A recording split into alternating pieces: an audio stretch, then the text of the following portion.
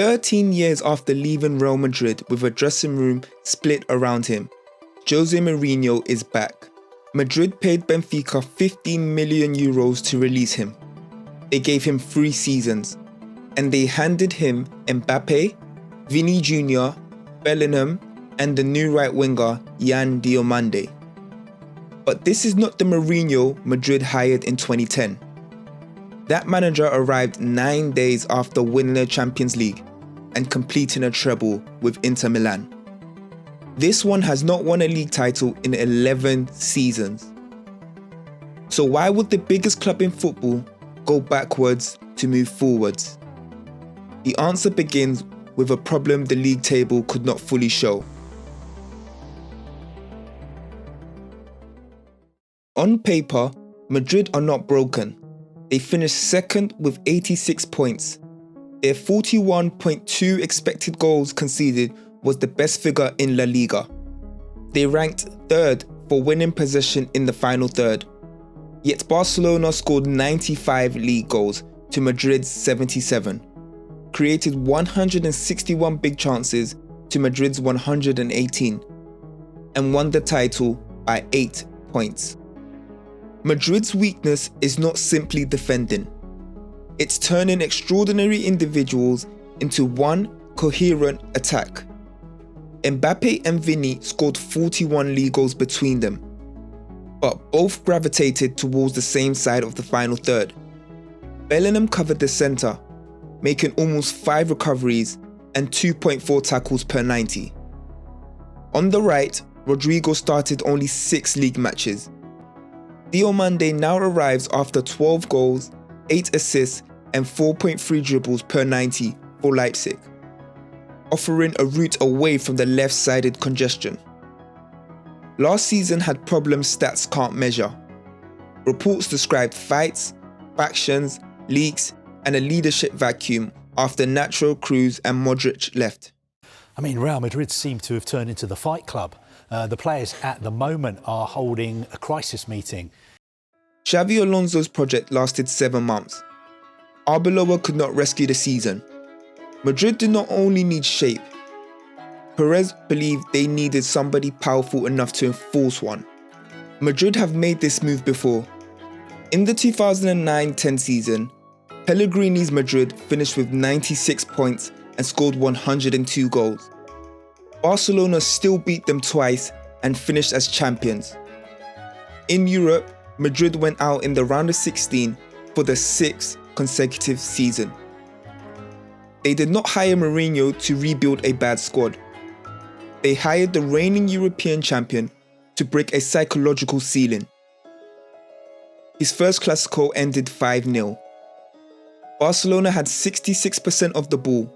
Madrid managed 5 shots. The man hired to stop Guardiola had just suffered one of the worst nights of his career. Then came 4 Clásicos in 18 days. Madrid drew the league meeting with 10 men. They won the Copa del Rey through Ronaldo's extra time header, and they lost the Champions League semi-final after Messi's extraordinary performances. Mourinho had not conquered Barcelona, but he had made Madrid believe resistance was possible. And the proof arrived the following season. 100 points, 121 goals. At the Camp Nou, Barcelona equalised. 3 minutes later, Ozil released Ronaldo. Calma. 2-1. Madrid finished 9 points clear. Mourinho did not make Madrid into Barcelona. He built a Madrid capable of beating Barcelona. And that's the memory Pérez is buying. But memory often forgets what happened next. In Mourinho's 3rd season, Madrid fell to 85 points, 15 behind Barcelona, and won no major trophy. Casillas was benched.